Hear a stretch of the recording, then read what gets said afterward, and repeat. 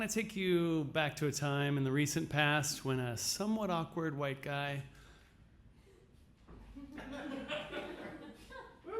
with graying hair took the stage at a speaking event somewhere in Midtown Manhattan. He seemed quite nervous, and the audience found themselves ever so slightly uncomfortable every time he would take a pause in the middle of a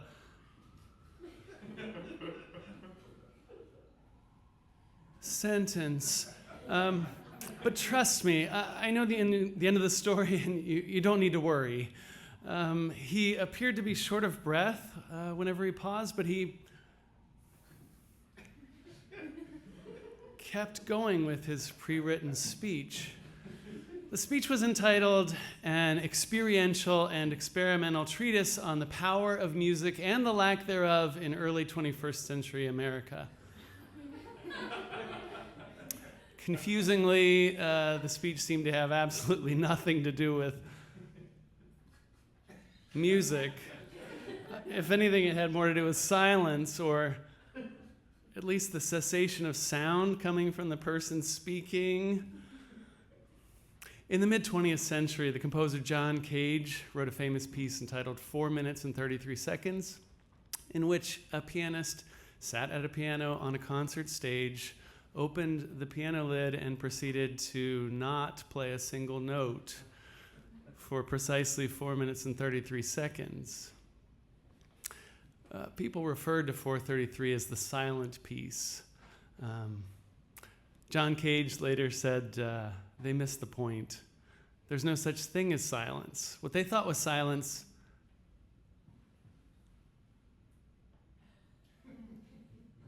was actually full of accidental sounds.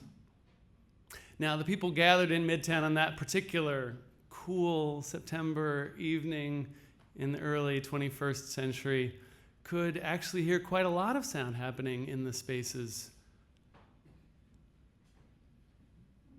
between the words. Each time the speaker would pause, sounds like a ventilation system, laughter, people shifting in their seats could be heard.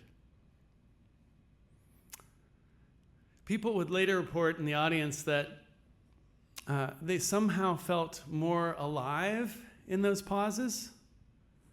The attention was so focused. The speaker went on to tell a story. Actually, no, at that moment, the speaker went on to ask the audience to recall a time when music had an impact on their life. Maybe it was a time you fell in love to a movie soundtrack, he said, or a time you sang a song at the top of your lungs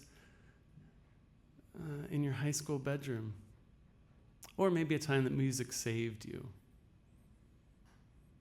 Then he paused again for the audience to connect with that memory, with that moment.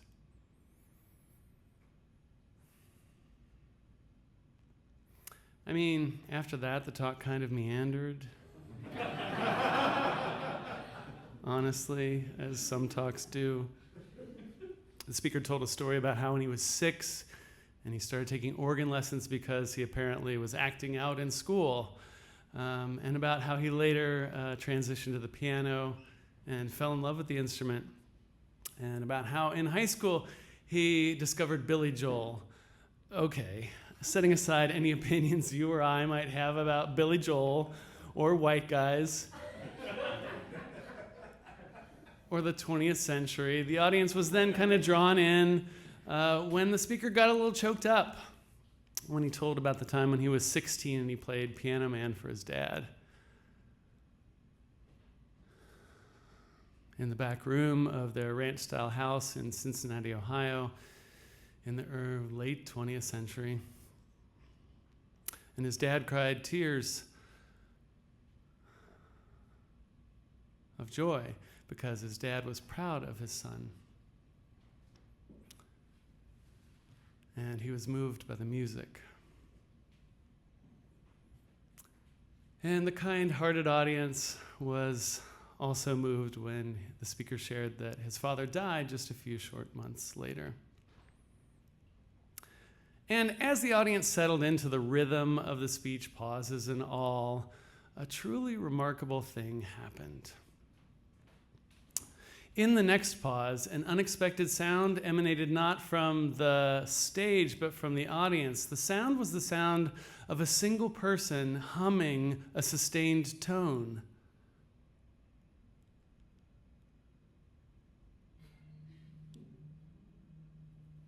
As a matter of fact, if I'm recalling correctly, it was a few people.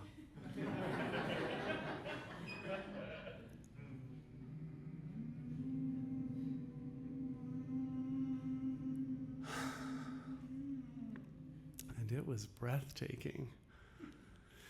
This was truly remarkable because the people at the event that night in Midtown were not expecting to participate in the event in any way. And they certainly weren't expecting some random people to start humming tones. No sooner had the audience recovered from this surprise when another remarkable thing happened. A few people hummed in harmony, enjoying the sound.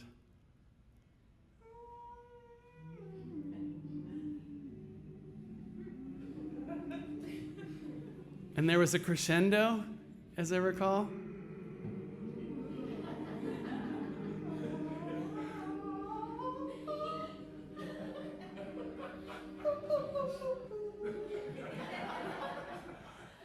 And then the strangest thing yet happened.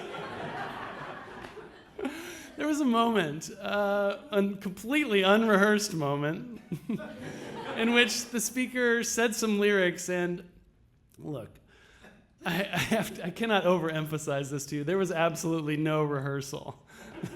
There was no agreement. There was no discussion.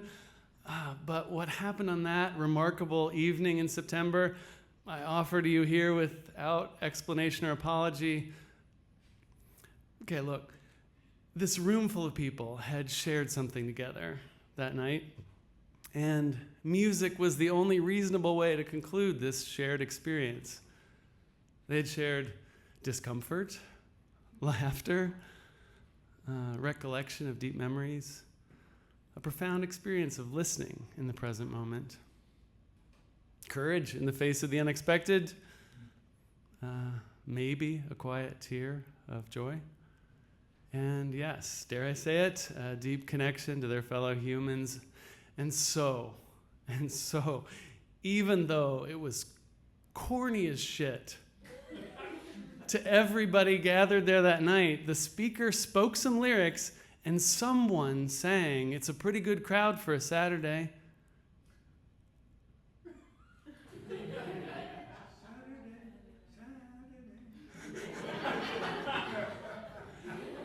It's a pretty good crowd for a Saturday. And the manager gave them a smile. Because he knows that it's me. They've been coming to see. To forget about life for a while. And a few more people joined in. And the piano, it sounds like a carnival. And the microphone smells like a beer. And they sit at the bar and put bread in my jaw and say, "Man, what are you doing here?" La la la. Oh, la la la, da-da-da. That's it. La la, da-da-da. And every single person in the room that night sang, "Sing us a song, you're the piano man. Sing us a song tonight. While we're all in the mood for a melody. And you got us feeling all right." And that, my friends, he said, is the remarkable power of music. Do not miss it. Thank you.